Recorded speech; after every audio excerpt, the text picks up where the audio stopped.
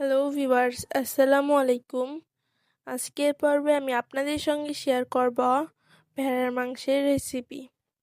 তো চলুন শুরু করা যাক ভেড়ার মাংসের রেসিপিটা। প্রথমে আমি একটি কড়াইতে তেল দিয়ে নেব।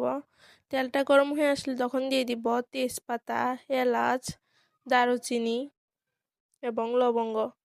এখন দিয়ে দিব পেঁয়াজ কুচি।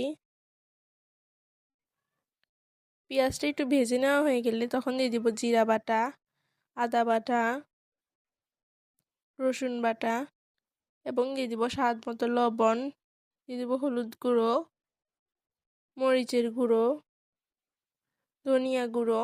সব কিছু দেওয়া হয়ে গেলে এখন আমি সামান্য পরিমাণ পানি দিয়ে মশলাটা ভালোভাবে কষিয়ে নিব। মশলাটা কষানো হয়ে গেলে তখন মাংসগুলো দিয়ে দিব। এখন মাংসগুলো আমি কষিয়ে নিব।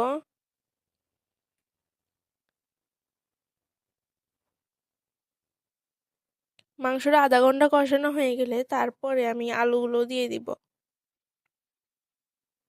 আলুগুলো দিয়ে এখন আমি আরও আধা ঘন্টা মাংসটা রান্না করে নামিয়ে নিব।